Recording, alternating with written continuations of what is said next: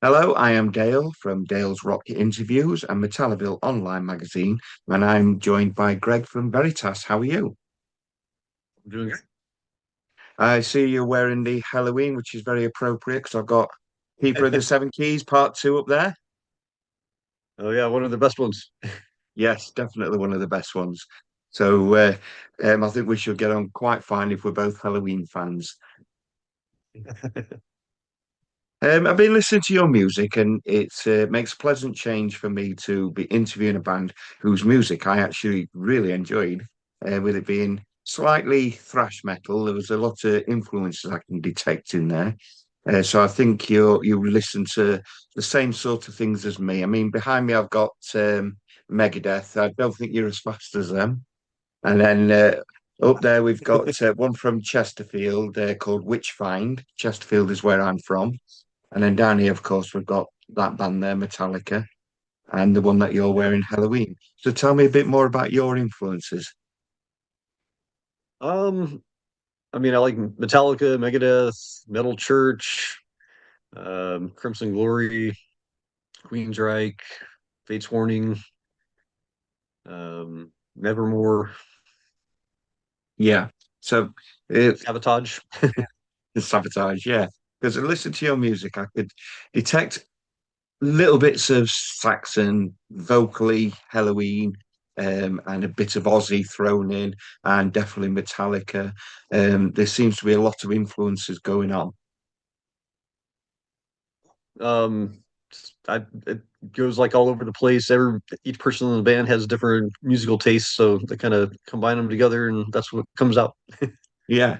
Well, it works definitely. Your first album, Threads of Fatality or EP album, came out in 2020. I thought that were a bit slower compared to Silent Script. You seem to ramp up the pace a bit more on Silent Script. Yeah, it's probably just based off of what we were listening to at the time when we were writing music. So we needed some more faster paced songs, like you said. The first CD had some more. It was more kind of had a groove to it on a lot of the songs, not so much a lot of fast songs. There's a couple of them on there, but Yeah. So whereabouts are you all from? Where you're based? Kansas City, Kansas, Kansas City, right in Kansas. the middle of the United States. Yeah. Right. So me wearing my sea serpent t-shirt, shirt, my loud shirt I've got on really isn't appropriate. I should have put my other one on with the cactus. Yeah, we're kind of far away from the ocean. Yeah, yeah, definitely. Yeah. What's the music scene like where you live in Kansas for the heavy metal scene? Is it really good, vibrant? It's kind of hit and miss. A lot of the clubs shut down after COVID, and most of them never reopened. So there's a couple of them that are around. Most of the most of them just have like touring bands. There's not too many local bands that play around right now. Yeah. So where do you take your music far afield out of Kansas? Do you go on tour a lot to mm, make it reach the masses? I wish, but no. So far, we haven't toured anywhere. We had Mark Zonder do the drums for us, and he's always he's a studio drummer pretty much anymore. So we've been trying to hunt down a drummer that can play his drum parts so we can get out and start doing some shows. But Yeah. Um, hoping soon. so it says that you reissued Silent Script. Why did you reissue it? When did it first come out? The first CD or the first label we were signed with for that CD, they were having distribution problems. They couldn't seem to get the CD produced and put out. Mhm. So after about a year of delays, we decided to switch labels, and so it was about 2023, I think, is when Slip Trick was supposed to release the CD at Slip Trick Records, and then uh, actually last year is when it finally came out. So about 2 years after that, so about 5 years of waiting. Wow, that's a long time. Um, so is it Wormhole Death who's released it now? Is that who you've joined with?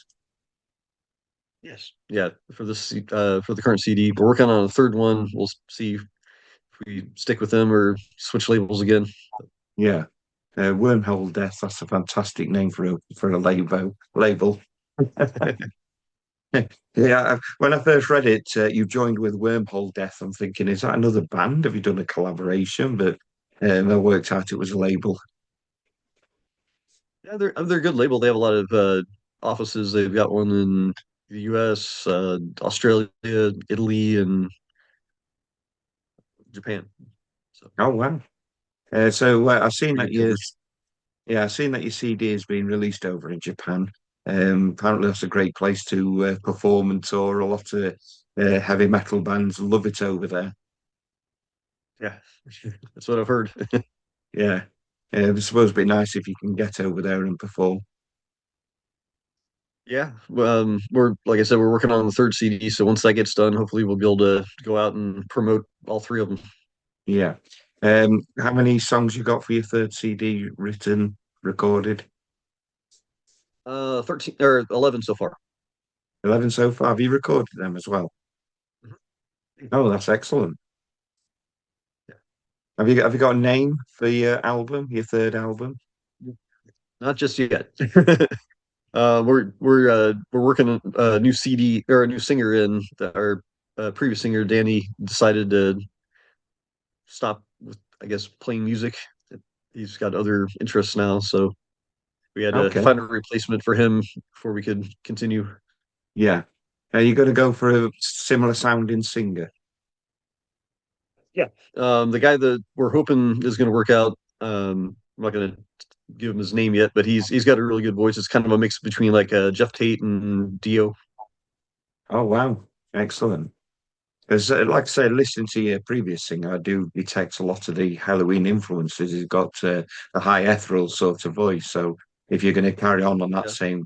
same vein, it's the sort of music that would really interest me. Because probably like you, I grew up listening to Halloween, and I remember discovering the Keeper of the Seven Keys Part Two, and then working back from there with the other albums. Yeah. Yeah, they've had it's interesting, especially now when they have like all three singers, on the road playing Yes, together. bit of an odd one, that one. So yeah, I also detect some of this band as well, Metallica. And I was thinking to myself, for your third album, what you ought to do is just go all black and do mostly sort of pop songs to divide your fan base. We'll probably avoid that one. The third one should be it's a little bit faster, a little bit heavier. Yeah. It's probably more Metal Church, Nevermore kind of influence in this one. Oh, excellent. Um, and we're actually using Chris Chiarte from Redemption. He's going to be doing the drums on the third CD. Yeah. Oh, brilliant. So I like the idea of it going faster because, obviously with one of my favorite bands behind me, Megadeth, I like it faster. And that's what I like about listening to your first two albums. It's a progression. And the other one's slower, but storytelling.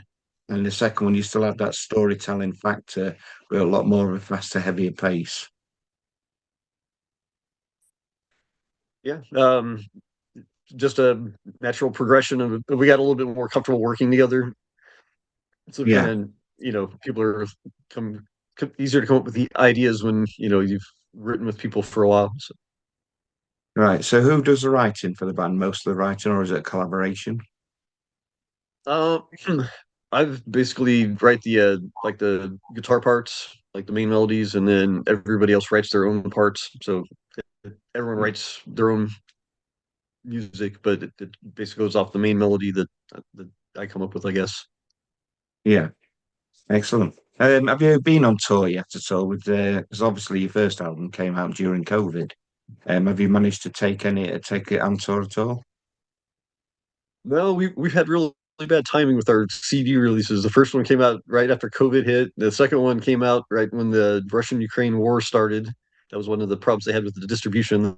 They so that's we're trying to avoid any kind of timing conflicts with the third one. So, Yeah, good luck with that one with the state of the world at the minute. It is pot luck whether you're going to hit some sort of global event. yeah, I know. So I guess whenever we release our third CD, just kind of keep your eyes open and see what's going on. Yeah, it doesn't sound like you're having much luck with that sort of thing. Um, so you say you released your music on CDs. Is it only on CD, or are you looking at vinyl or anything like that? We're thinking about vinyl.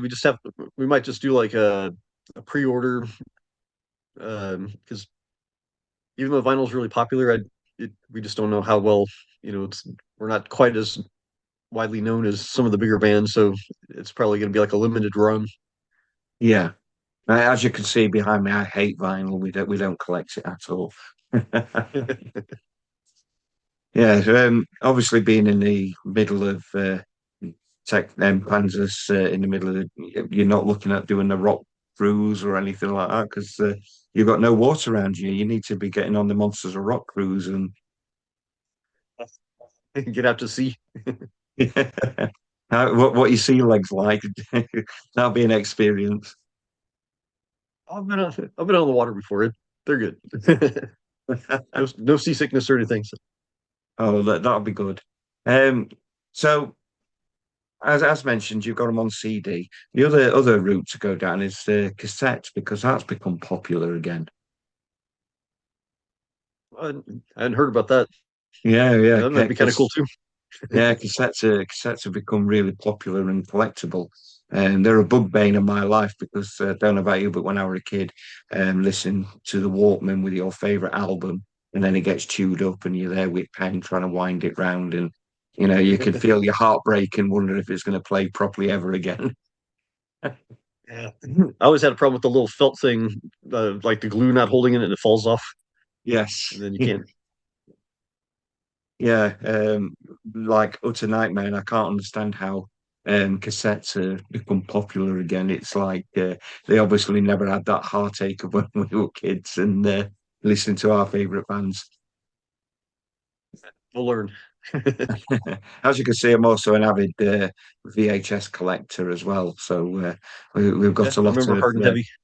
yeah, we've got a lot of tapes, including Saxon as well. Yeah, Live Innocence. But yeah, I've got a lot of cassettes. So I collect everything. I collect CDs, cassettes, and albums. So if I come across your CDs, I'll definitely be trying to. Definitely your second album, Silent Script, which I really enjoyed. Um, there's Modulate, which I thought was an outstanding song. Really enjoyed that. Again, I could hear that Halloween slightly Ozzy Osbourne sort of influence on that one, and it were also a bit prog rocky as well. It was going on, and there were like lots of different aspects to that. But Buried is my favourite out of all your songs that I've listened to. That's one that most people are like, I don't understand that one. They don't understand that one. Well, no, I mean, most of the people that listen to it, they seem like it. They think it's like a southern rock. It's more of like a waltz kind of feel, but Yeah, no, no, I like that one. I thought that was quite a standout track. So. well, thanks. Well, Everybody different, and it's different opinions. So, where can we find your music? Is it on socials? Is it on like Spotify? Um, and where can I buy it? yeah, it's on all of the like the streaming sites. Both of the CDs are available on there. It's available through Dungeon Media in the United States. Wormhole Death has their own distribution for overseas.